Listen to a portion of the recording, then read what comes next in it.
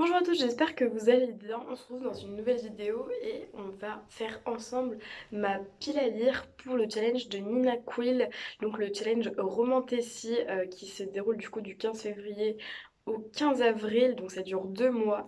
Et en fait, le but du challenge que Nina a créé l'année dernière, c'est tout simplement de lire des livres de Romantasy, donc c'est-à-dire des livres de fantasy qui contiennent de la romance. Et donc du coup, dans son challenge, il y a 10 catégories et en fait, on sélectionne un livre par catégorie qui remplit donc les conditions fixées par chacune des catégories. Donc du coup, sans plus attendre, je vais vous présenter les 10 livres que j'ai choisis pour ces 10 catégories. La première catégorie, la plus connue, on va dire, de la romantasy en plus, c'est le Enemies to Lovers. Et moi, j'ai vraiment choisi un roman classique de la romantasy. Je pense que beaucoup de personnes l'ont déjà lu, mais pas moi, puisque j'ai sélectionné The Cruel Prince de Holly Black. J'ai toujours pas lu cette saga et 2022, c'est l'année où j'ai envie de la lire et ce challenge vraiment tombe à pic, puisque du coup j'ai déjà les livres en format physique et il est grand temps que je m'y mette. Donc voilà, je pense que c'est un des plus connus en romantasy de Enemies to Lovers. Donc j'ai vraiment hâte de tester cette histoire. En deuxième catégorie, on a tout ce qui est créatures surnaturelles. C'était assez compliqué cette catégorie parce que du coup c'est vrai que j'avais pas forcément énormément de livres, en tout cas dans ma pile à lire physique, qui correspondaient aux créatures surnaturelles, ou en tout cas c'était pas de la fantasy quand j'en avais, où il n'y avait pas de romance. Mais du coup j'ai regardé sur ma liseuse et c'est vrai que j'avais acheté du coup un e-book de la saga Crave, du coup Les Assoiffés en français. Je crois que l'actrice c'est Tricia Wolf, peut-être, je sais plus. Mais du coup, je crois que ça parle de vampires et un peu de loup-garou. Et du coup, j'ai vraiment très envie de tester cette saga, ou au moins de lire le premier tome. En plus, à ce qui paraît, c'est assez addictif. Je saurais pas du tout vous dire de quoi ça parle, mais j'en ai entendu un peu parler. Donc du coup, je vais lire le premier tome qui est donc Crave. Et puis voilà, je vous donnerai de mes nouvelles si du coup j'arrive à le lire. En troisième catégorie, on a donc une carte au début du livre. Pour cette catégorie, pareil, j'ai pas sélectionné un livre de ma pile à lire physique, mais j'ai sélectionné une saga aussi qui me tente énormément, et notamment le premier tome qui du coup est Kingdom of the Wicked. Et qui est donc paru il y a 2 ans maintenant, je crois un peu plus. Et je crois que le troisième tome et dernier tome sort cette année.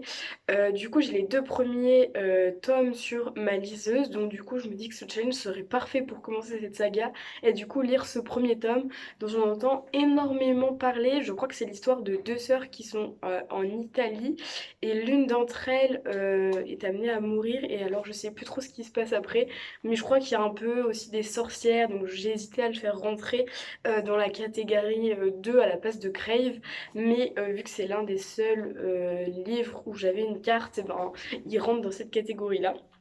Du coup, voilà. Ensuite, la quatrième catégorie, c'est la catégorie graphique. Alors là, c'était hyper compliqué parce que déjà de base, je lis pas forcément de graphique, mais en plus, trouver un graphique avec de la romantasy, je trouve ça hyper compliqué parce que généralement, en plus, quand je lis des graphiques, c'est plutôt des graphic novels type Heartstopper, donc c'est plutôt du contemporain.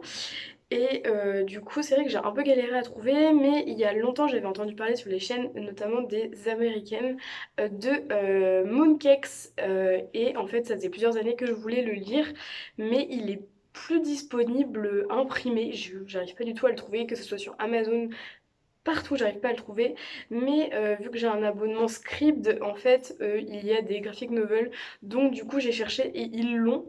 Donc je vais lire Mooncakes sur Scribd pour la catégorie graphique.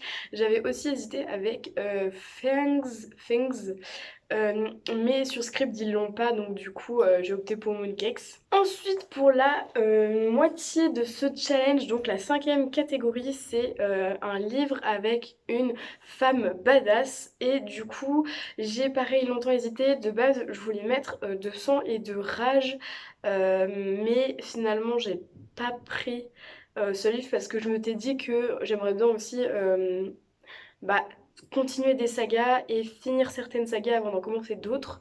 Et donc du coup je me suis dit badass female, qu'est-ce que j'ai déjà lu qui pourrait correspondre. Et l'année dernière, à peu près à la même époque, j'avais lu le premier tome de Nevernight que j'avais bien aimé.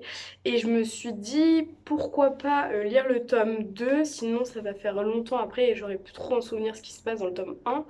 Et en plus, Mia, donc l'héroïne de Nevernight, est quand même vraiment une badass. Donc du coup, ça rentrait parfaitement.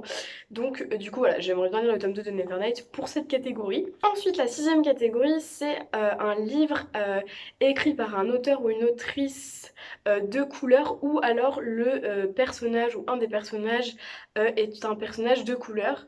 Et moi, du coup, j'ai choisi de lire le tome 2 de This Violent Delight, qui est donc Our Violent Ends.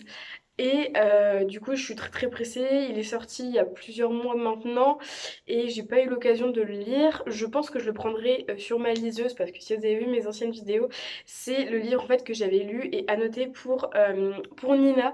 Et bah, c'est vrai que du coup, j'ai pas le livre en physique donc je pense pas acheter le tome 2 en physique. Donc je vais me le procurer sur liseuse également, je pense. Mais j'ai très hâte de connaître la suite. J'espère que le tome 2 sera plus dans l'action et nous apportera beaucoup plus de réponses sur ce qui se passe dans le tome 1. Parce que sinon, je risque d'être un petit peu déçue, je pense. Mais voilà, j'ai très hâte de lire la conclusion de cette duologie. En septième catégorie, c'est la catégorie LGBTQIA+. Donc un livre avec un personnage de la communauté LGBTQ. Et du coup, j'ai hésité avec Girl Serpent Thorn, que je lirai peut-être, mais finalement, j'ai pas voulu mettre celui-là parce que je me suis inscrite sur la liste d'attente de la Fairyloot, enfin de la box de Fairyloot pour la fantasy adulte. Et pour le mois de mars, on va en fait recevoir un livre, donc The Atlas 6, de ce que j'ai pu comprendre. Et je crois que dans The Atlas 6, il y a des personnages qui sont pas que hétéros, qu'il y a peut-être un personnage bisexuel et un personnage homosexuel. Je sais pas trop, mais j'ai entendu dire qu'il y avait des personnages LGBTQ+. Du coup, je me suis dit que ça pourrait être grave cool dès que je le reçois, le lire. Donc, je pense que j'ai mis The Atlas 6 parce qu'en plus, ça me tentait pas mal et ça va me changer un peu de ce que j'ai dans ma pile à lire. Donc, voilà. Mais si jamais vraiment j'ai pas envie de le lire, je pense que j'opterai pour Girl Serpent Storm. Mais voilà, après, il y a d'autres livres qui peuvent rentrer dedans. Our Violence Ends, ça peut carrément rentrer dans cette catégorie. Et voilà. Ensuite, en huitième catégorie, c'est un livre avec une belle couverture. Et là, du coup, j'ai décidé de sélectionner le tome 2 de The Cruel Prince, qui est du coup The Wicked King, parce que c'est vraiment une couverture que je trouve trop belle. Les couleurs, j'adore le bleu-vert comme ça, un peu, c'est magnifique, je trouve. Et je me dis, bah, tant qu'à commencer le tome 1, autant enchaîner la saga comme ça, bah, vraiment, j'aurais fini la saga. Mais voilà, après, j'ai mis la saga entière dans ma pile à lire. Vous allez voir dans la prochaine catégorie, j'ai aussi mis le tome 3. Mais je me dis que voilà, si j'aime pas, je me laisserai la liberté de choisir un autre livre. Mais dans l'idéal, j'aimerais bien lire la saga entière. Et je pense que j'en ferai peut-être un reading vlog.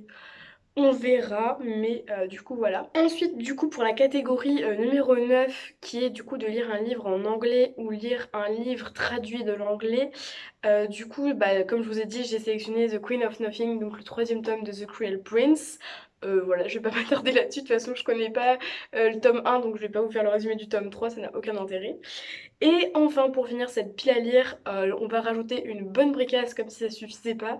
Mais du coup, la dixième catégorie, c'est un livre favori d'un booktuber ou de notre booktuber préféré. Et moi, du coup, j'ai sélectionné un des livres favoris de Nina Quill et de beaucoup de gens, je pense, sur Booktube, puisque je vais faire rentrer dans cette catégorie A Court of Silver Flame de Sarah J. Maas, qui est rien d'autre que le quatrième tome de la saga à Cotard. Donc, du coup, voilà, je pense que ça clôture bien en beauté cette très belle pile à lire pour ce challenge. J'espère que j'arriverai à tout lire, mais je pense clairement que ça va être très compliqué. Mais en vrai, si j'arrive à en lire au moins 5, ça serait vraiment déjà super génial.